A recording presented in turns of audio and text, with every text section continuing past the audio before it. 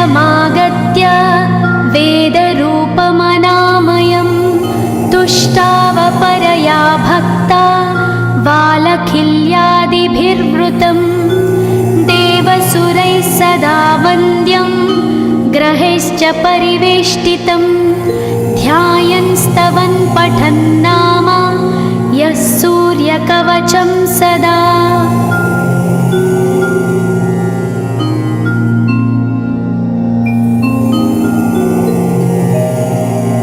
कवचं गृणिः पातु शिरोदेशं सूर्यः पालं च पातु मे आदित्यो लोचने पातु श्रुतिपातः प्रभाकरः घ्राणं पातु सदा भानो अर्कः पातु तथा।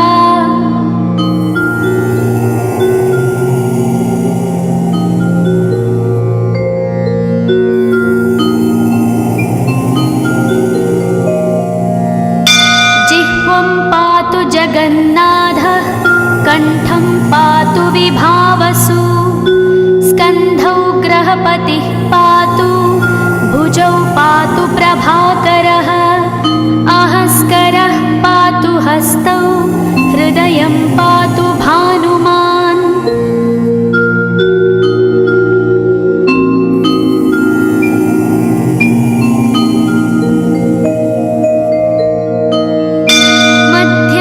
पातु सप्ताश्वो नाभिं पातु नभोमणिः द्वादशात्मा कटिं पातु सविता पातु सक्तिनी ऊरू पातु सुरश्रेष्ठो जानुनी पातु भास्करः जङ्घे पातु च मार्ताण्डो गुल्फौ पातु त्विषाम्पतिः।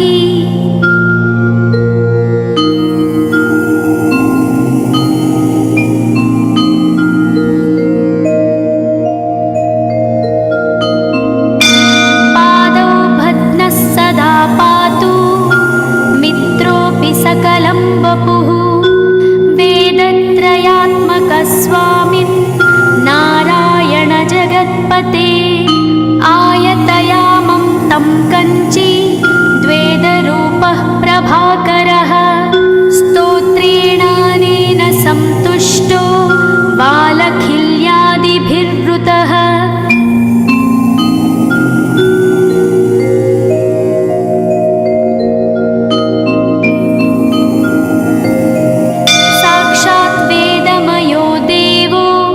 रथारूढः समागतः तं दृष्ट्या सहस्तोत्थाय दण्डवत् प्रणमन् भुवि कृताञ्जलिपुटो भूत्वा सूर्यस्याग्रे स्तुवत्तदा वेदमूर्तिः महाभागो ज्ञानदृष्टिर्विचार्य च ब्रह्मणा स्थापितं पूर्वं यथा यमाविवर्जितम्।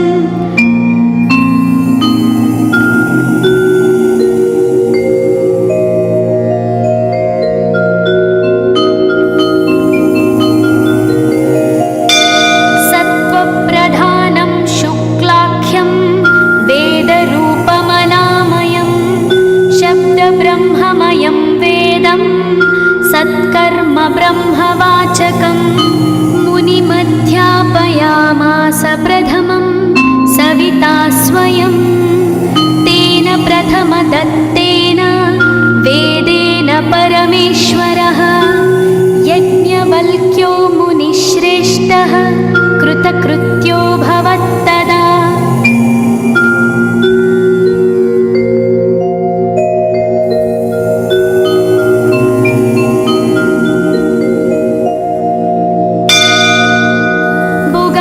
सकलान् वेदान् ज्ञातवान् सूर्यसन्निधौ इदं स्तोत्रं महापुण्यं पवित्रं पापनाशनं यः पठेत् शृणुयात्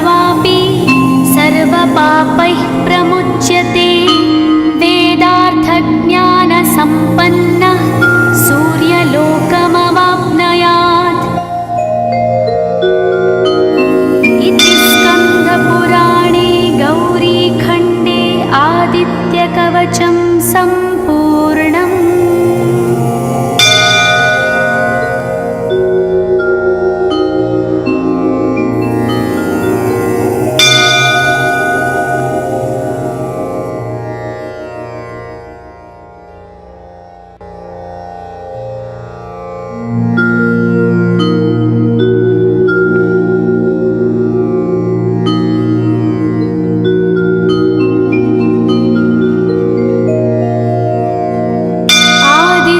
कवचं ध्यानम् उदयाचलमागत्य वेदरूपमनामयं तुष्टावपरया भक्ता वालखिल्यादिभिर्वृतं देवसुरैः सदा वन्द्यं ग्रहैश्च परिवेष्टितं ध्यायन् स्तवन् पठन् नाम यः सूर्यकवचं सदा।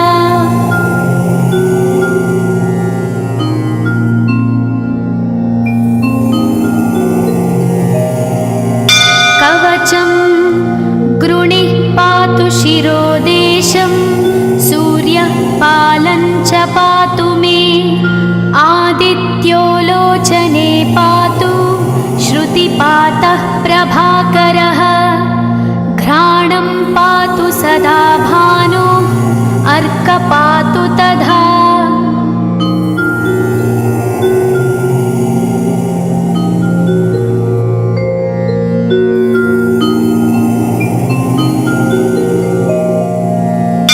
जिह्वं पातु जगन्नाथः कण्ठं पातु विभावसु स्कन्धौ ग्रहपतिः पातु भुजौ पातु प्रभाकरः अहस्करः पातु हस्तौ हृदयं पातु भानुमान्।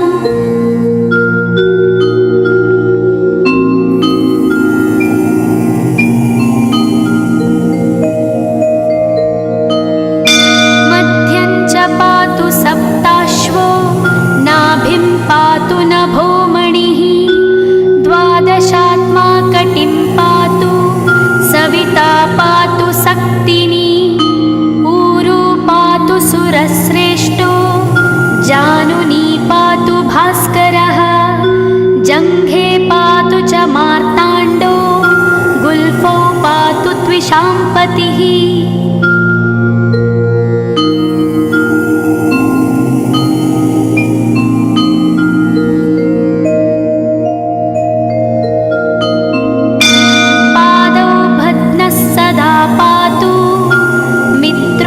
सकलं वपुः वेदत्रयात्मकस्वामिन् नारायण जगत्पते आयतयामं तं कञ्ची द्वेदरूपः प्रभाकरः स्तोत्रेणानेन सन्तुष्टो वालखिल्यादिभिर्वृतः।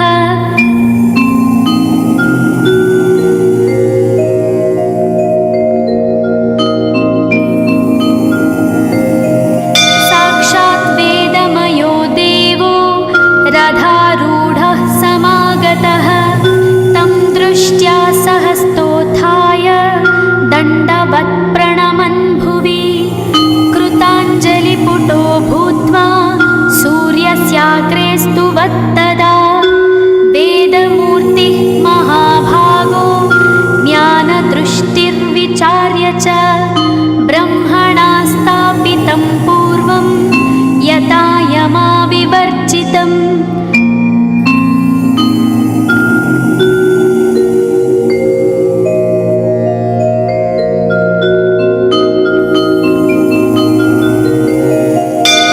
सत्त्वप्रधानं शुक्लाख्यं वेदरूपमनामयं शब्दब्रह्ममयं वेदं सत्कर्म ब्रह्मवाचकम् मुनिमध्यापयामास प्रथमं सविता स्वयं तेन प्रथमदत्तेन वेदेन परमेश्वरः यज्ञवल्क्यो मुनिश्रेष्ठः कृतकृत्यो भवत्तदा।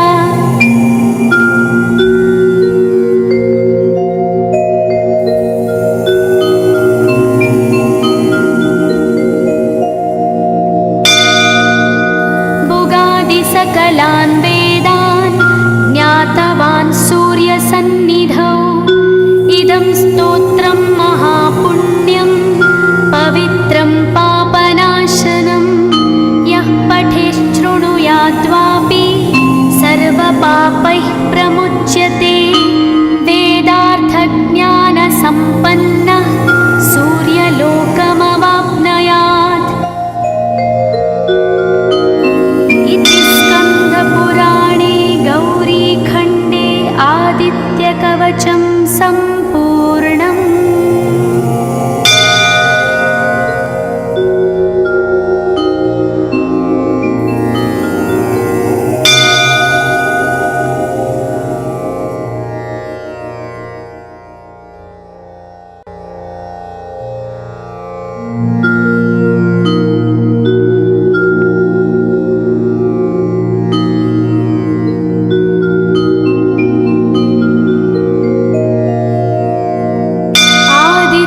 कवचं ध्यानम् उदयाचलमागत्य वेदरूपमनामयं तुष्टावपरया भक्ता वालखिल्यादिभिर्वृतं देवसुरैः सदा वन्द्यं ग्रहैश्च परिवेष्टितं ध्यायन् स्तवन् पठन् नाम यः सूर्यकवचं सदा।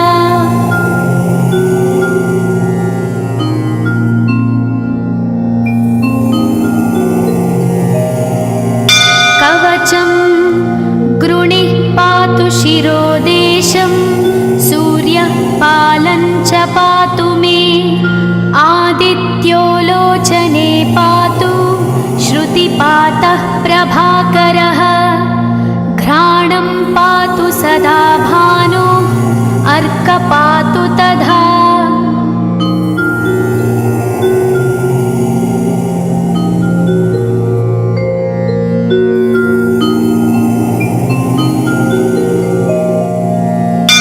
जिह्वं पातु जगन्नाथः कण्ठं पातु विभावसु स्कन्धौ ग्रहपतिः पातु भुजौ पातु प्रभाकरः अहस्करः पातु हस्तौ हृदयं पातु भानुमान्।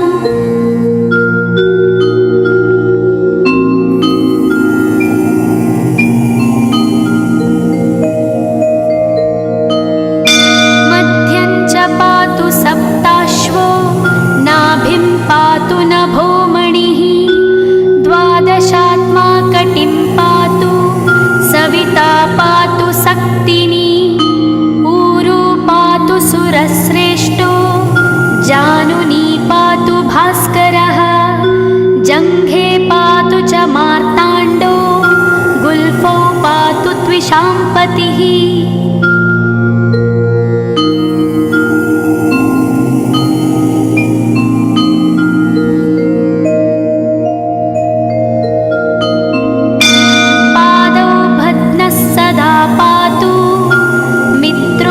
सकलं वपुः वेदत्रयात्मकस्वामिन् नारायण जगत्पते आयतयामं तं कञ्ची द्वेदरूपः प्रभाकरः स्तोत्रेणानेन सन्तुष्टो वालखिल्यादिभिर्वृतः।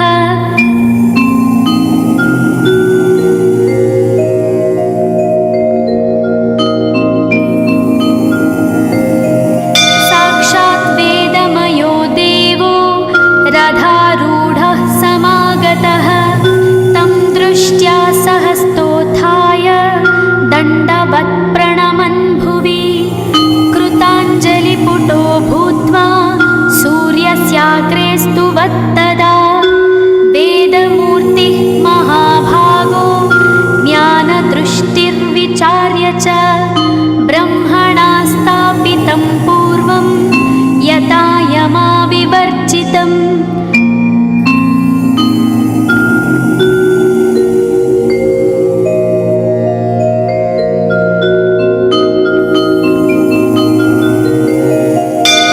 सत्त्वप्रधानं शुक्लाख्यं वेदरूपमनामयं शब्दब्रह्ममयं वेदं सत्कर्म ब्रह्मवाचकम् मुनिमध्यापयामास प्रथमं सविता स्वयं तेन प्रथमदत्तेन वेदेन परमेश्वरः यज्ञवल्क्यो मुनिश्रेष्ठः कृतकृत्यो भवत्तदा।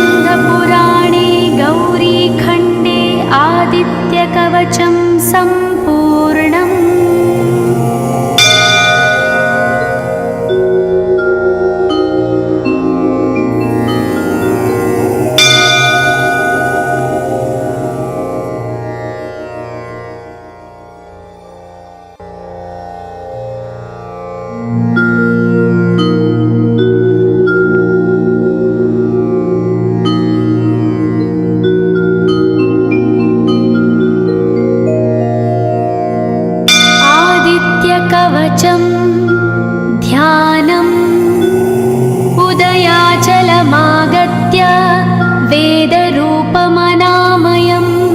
तुष्टावपरया भक्ता वालखिल्यादिभिर्वृतं देवसुरैः सदा वन्द्यं ग्रहैश्च परिवेष्टितं ध्यायन् स्तवन् पठन् नाम यः सूर्यकवचं सदा।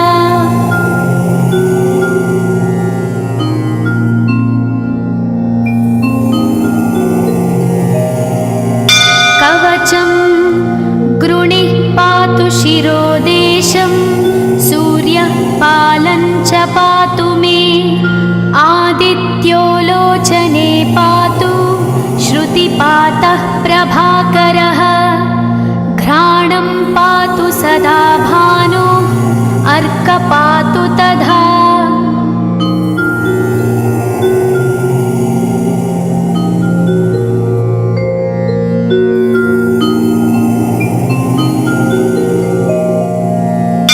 जिह्वं पातु जगन्नाथः कण्ठं पातु विभावसु स्कन्धौ ग्रहपतिः पातु भुजौ पातु प्रभाकरः अहस्करः पातु हस्तौ हृदयं पातु भानुमान्।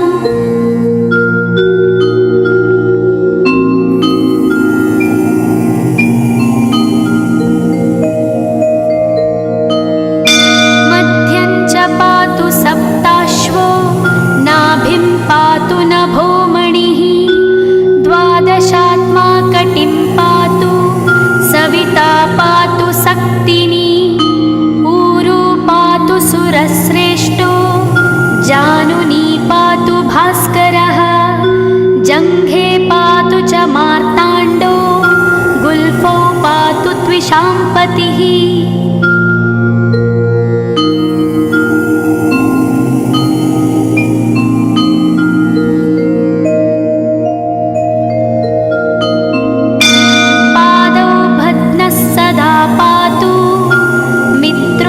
सकलं वपुः वेदत्रयात्मकस्वामिन् नारायण जगत्पते आयतयामं तं कञ्ची द्वेदरूपः प्रभाकरः स्तोत्रेणानेन सन्तुष्टो वालखिल्यादिभिर्वृतः।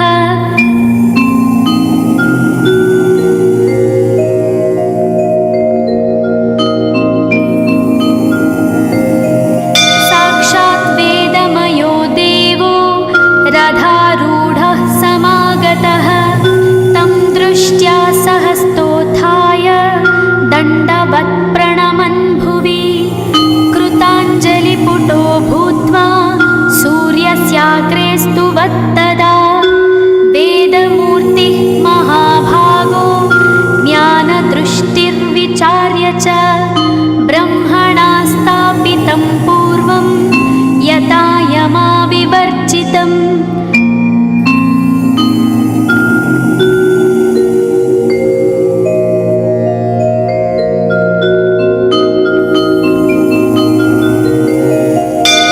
सत्त्वप्रधानं शुक्लाख्यं वेदरूपमनामयं शब्दब्रह्ममयं वेदं सत्कर्म ब्रह्मवाचकम् मुनिमध्यापयामास प्रथमं सविता स्वयं तेन प्रथमदत्तेन वेदेन परमेश्वरः यज्ञवल्क्यो मुनिश्रेष्ठः कृतकृत्यो भवत्तदा।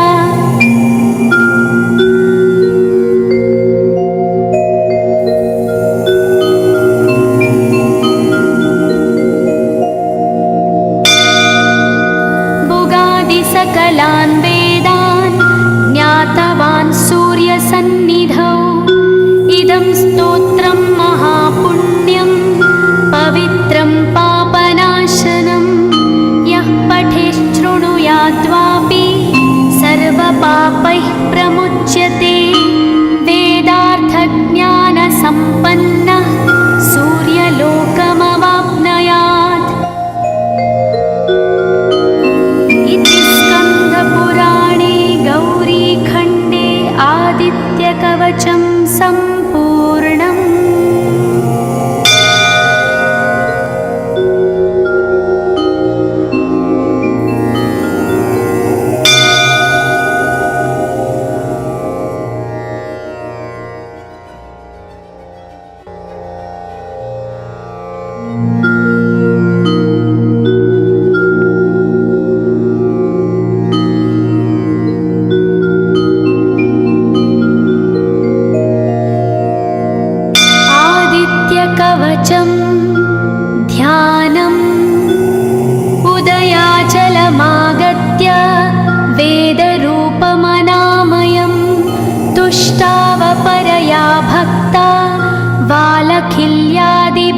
विवृतं देवसुरैः सदा वन्द्यं ग्रहैश्च परिवेष्टितं ध्यायन् स्तवन् पठन् नाम यः सूर्यकवचं सदा।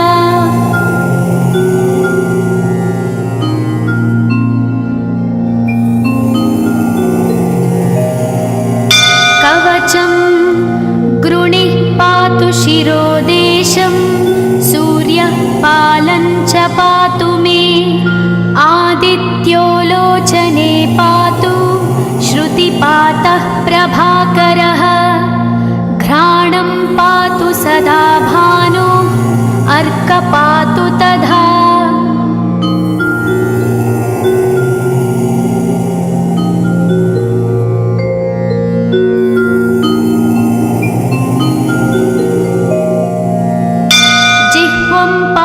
जगन्नाथः कण्ठं पातु विभावसु स्कन्धौ ग्रहपतिः पातु भुजौ पातु प्रभाकरः अहस्करः पातु हस्तौ हृदयं पातु भानुमान्।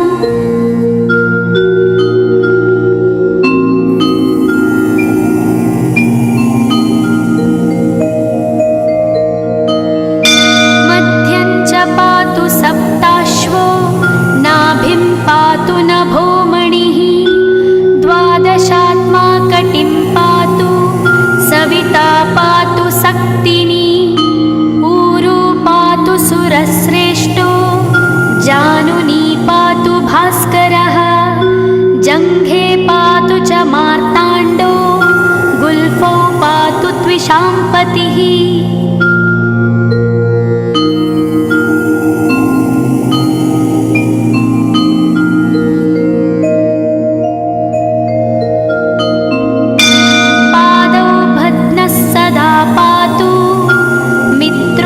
सकलं वपुः वेदत्रयात्मकः स्वामिन् नारायण जगत्पते आयतयामं तं कञ्ची द्वेदरूपः प्रभाकरः स्तोत्रेणानेन सन्तुष्टो बालखिल्यादिभिर्वृतः।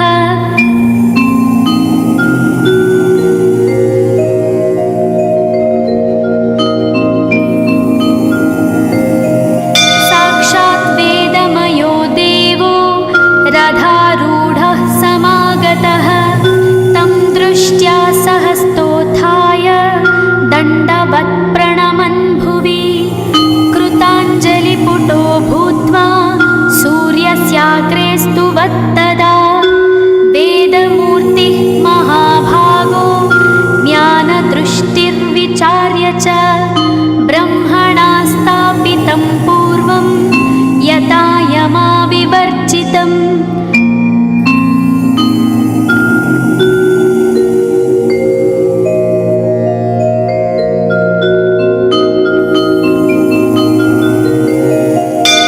सत्त्वप्रधानं शुक्लाख्यं वेदरूपमनामयं शब्दब्रह्ममयं वेदं सत्कर्म ब्रह्मवाचकम् मुनिमध्यापयामास प्रथमं सविता स्वयं तेन प्रथमदत्तेन वेदेन परमेश्वरः यज्ञवल्क्यो मुनिश्रेष्ठः कृतकृत्यो भवत्तदा।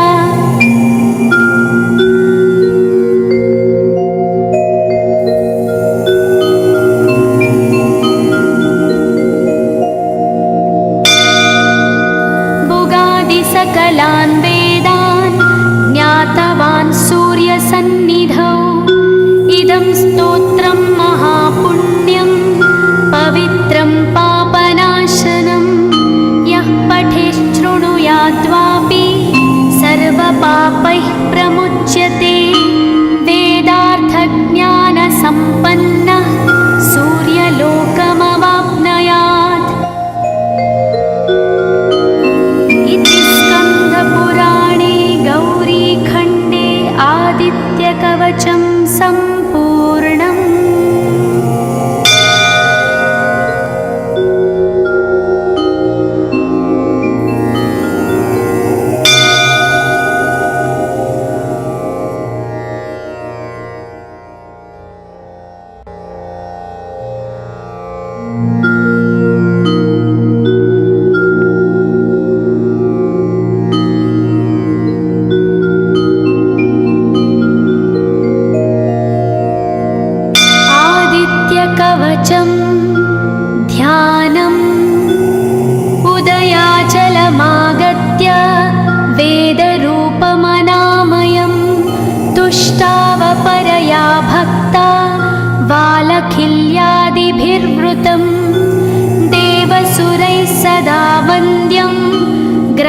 सूर्यैश्च परिवेष्टितं ध्यायन् स्तवन् पठन् नाम यः सूर्यकवचं सदा।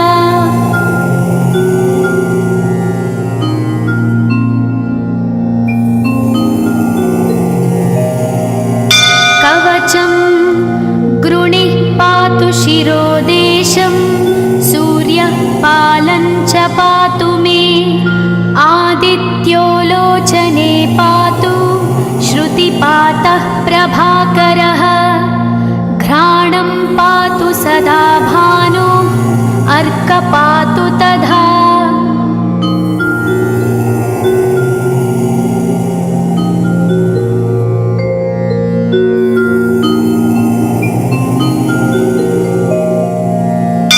जिह्वं पातु जगन्नाथः कण्ठं पातु विभावसु स्कन्धौ ग्रहपतिः पातु भुजौ पातु प्रभाकरः अहस्करः पातु हस्तौ हृदयं पातु भानुमान्।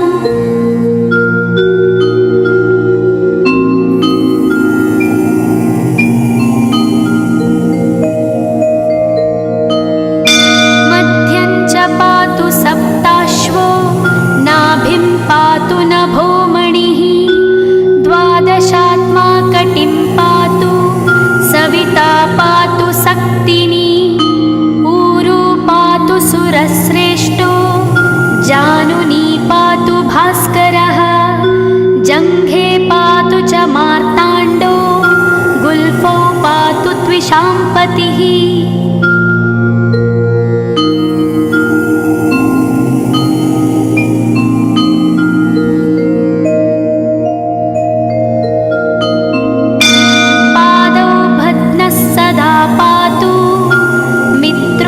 सकलं वपुः वेदत्रयात्मकस्वामिन् नारायण जगत्पते आयतयामं तं कञ्ची द्वेदरूपः प्रभाकरः स्तोत्रेणानेन सन्तुष्टो बालखिल्यादिभिर्वृतः।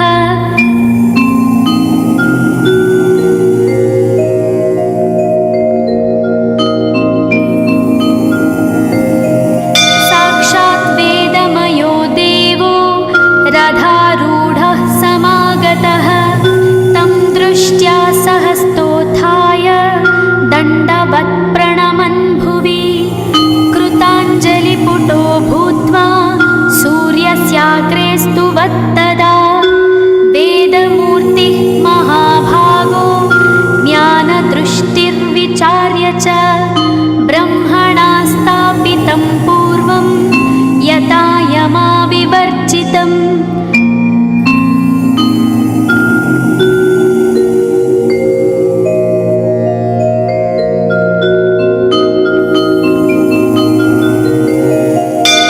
सत्त्वप्रधानं शुक्लाख्यं वेदरूपमनामयं शब्दब्रह्ममयं वेदं सत्कर्म ब्रह्मवाचकम् मुनिमध्यापयामास प्रथमं सविता स्वयं तेन प्रथमदत्तेन वेदेन परमेश्वरः यज्ञवल्क्यो मुनिश्रेष्ठः कृतकृत्यो भवत्तदा।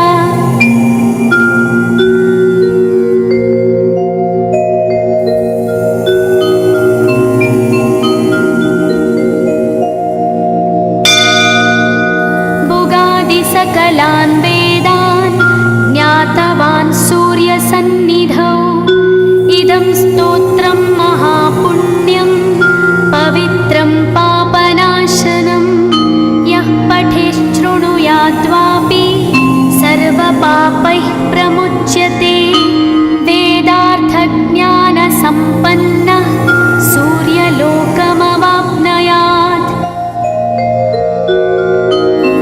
इति स्कन्दपुराणे गौरीखण्डे आदित्यकवचं सम्पूर्णम्।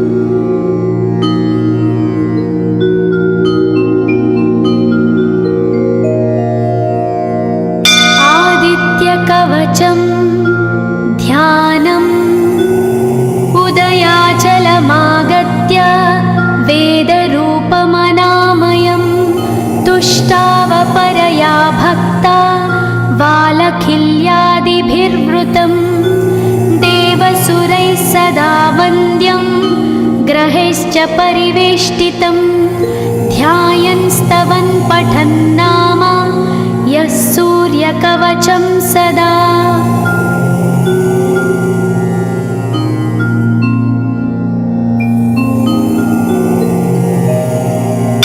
कवचं गृणिः पातु शिरोदेशं सूर्यः पालं च पातु मे आदित्यो लोचने पातु श्रुतिपातः प्रभाकरः घ्राणं पातु सदा भानु अर्क पातु तथा।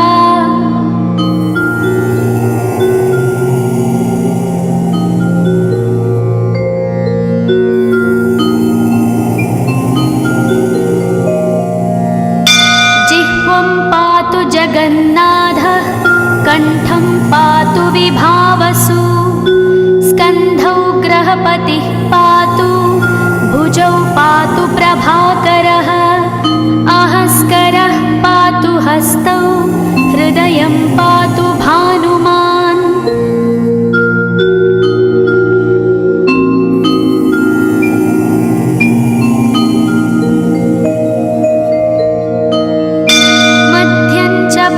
सप्ताश्वो नाभिं पातु नभोमणिः द्वादशात्मा कटिं पातु सविता पातु सक्तिनी ऊरू पातु सुरश्रेष्ठो जानुनी पातु भास्करः जङ्घे पातु च मार्ताण्डो गुल्फौ पातु त्विषाम्पतिः।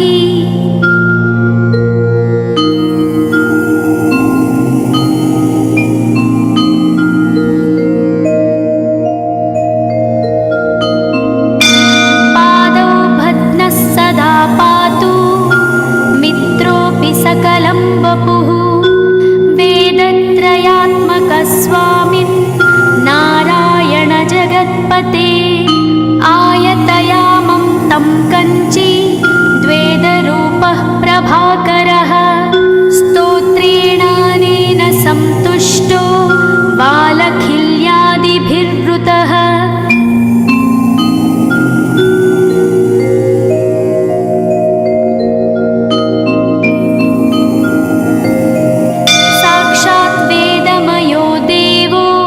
रथारूढः समागतः तं दृष्ट्या सहस्तोत्थाय दण्डवत् प्रणमन् भुवि कृताञ्जलिपुटो भूत्वा सूर्यस्याग्रे स्तुवत्तदा वेदमूर्तिः महाभागो ज्ञानदृष्टिर्विचार्य च ब्रह्मणा स्थापितं पूर्वं यथा यमाविवर्जितम्।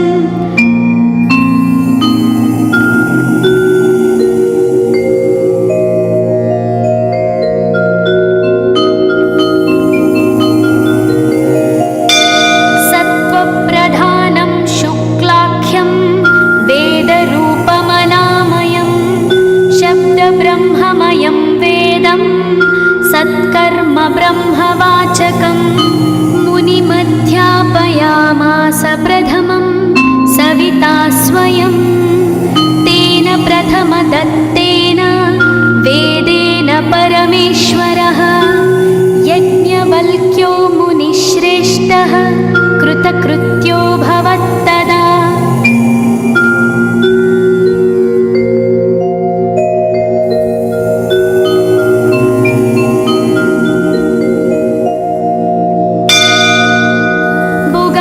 सकलान् वेदान् ज्ञातवान् सूर्यसन्निधौ इदं स्तोत्रं महापुण्यं पवित्रं पापनाशनं यः पठेच्छृणुयाद्वापि सर्वपापैः प्रमुच्यते वेदार्थज्ञानसम्पन्नः सूर्यलोकमवाप्नुयात्। पुराणे गौरीखण्डे आदित्यकवचं सम्पूर्णम्।